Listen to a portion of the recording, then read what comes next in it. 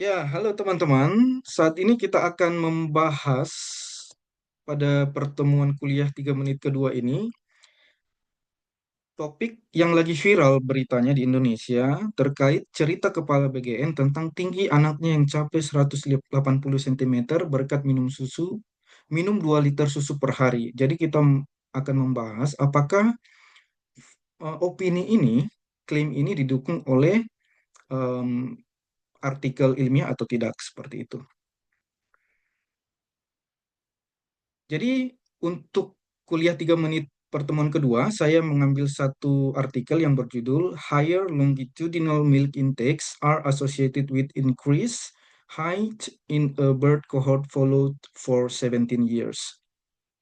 Nah, untuk deskripsi artikel ini diterbitkan di jurnal The Journal of Nutrition, penerbitnya Oxford University Press, sudah terindeks Scopus Q1, impact faktornya cukup tinggi, 4,5, dan tahun terbit 2018.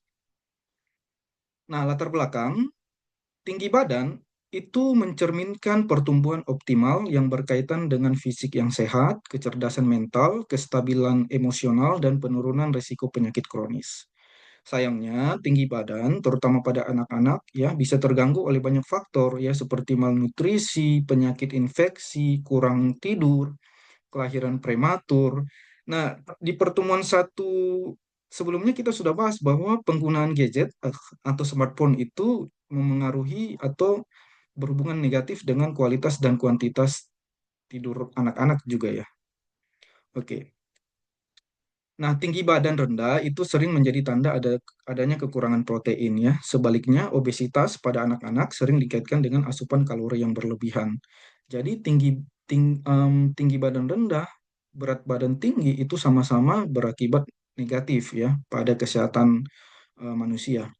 Nah, penelitian sebelumnya menemukan bahwa pola konsumsi minuman saat remaja, apa yang mereka minum pada saat remaja itu memengaruhi tinggi badannya di usia 17 tahun. Nah, tujuan penelitian ini adalah untuk mengeksplorasi bagaimana asupan minuman memengaruhi pertumbuhan tinggi badan jangka panjang. Nah, metode penelitian, data diambil dengan mengikuti 717 anak-anak dari lahir sampai mereka dewasa sekitar umur 17 tahun. Jadi mereka secara kontinus diikuti terus-menerus.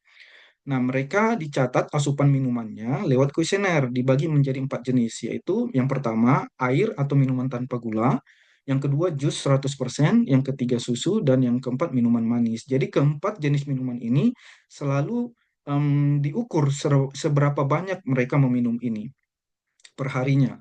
Kemudian tinggi badan diukur secara rutin pada usia 5, 9, 11, 13, 15, dan 17 tahun. Nah, model analisis statistik yang digunakan dalam penelitian ini juga memperhitungkan ya energi yang dikonsumsi dan status sosial keluarga.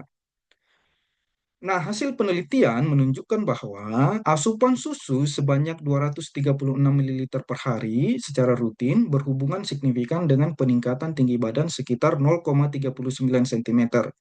Jadi kalau anak-anak dari mereka misalnya sudah layak minum susu, misalnya setelah umur 2 tahun sampai mereka dewasa umur 17 tahun, kalau mereka rutin meminum susu sebanyak 236 ml per hari, mereka tubuh mereka itu lebih tinggi 0,39 cm dibandingkan dengan anak-anak yang tidak meminum susu sebanyak ini.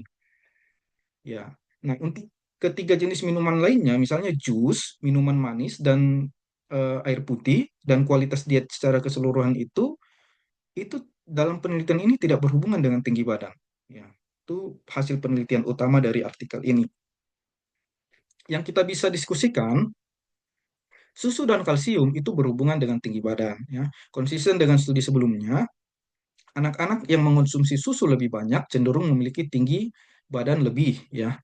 Nah, keterbatasan dalam studi ini, data asupan makanan itu sangat kurang ya. Itu hanya berdasarkan laporan sendiri dan sampel dalam penelitian ini 717 dalam studi epidemiologi itu sangat kecil.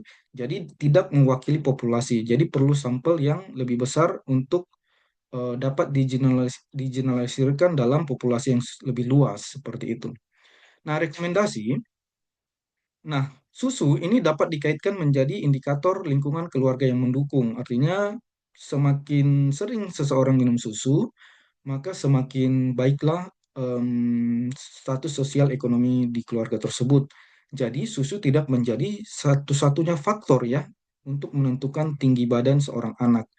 Nah, kalau kita ambil kesimpulan, kalau seseorang anak itu rutin meminum sebanyak 236 ml susu, tinggi badannya itu hanya lebih tinggi sekitar 0,39 cm ya dibandingkan anak-anak lainnya. Jadi tidak sampai 1 cm, tidak sampai setengah sentimeter. Jadi susu itu hanya berperan sedikit dalam menentukan tinggi badan seseorang anak. Jadi kalau kepala BGN mengatakan bahwa susu anaknya itu bisa minum bisa tingginya itu mencapai 180 cm karena minum 2 liter susu, itu juga tidak bisa digeneralisirkan ya, karena berdasarkan penelitian juga susu itu hanya berhubungan ya, tidak sebab akibat ya, hanya berhubungan dengan tinggi badan yang hanya sedikit 0,39 cm lebih tinggi kalau mereka rutin meminum susu 236 ml setiap harinya dari anak-anak sampai mereka dewasa nantinya. Oke, terima kasih. Sampai ketemu di kuliah 3 menit selanjutnya. Kalau ada pertanyaan, boleh kita diskusikan bersama-sama di kolom komentar.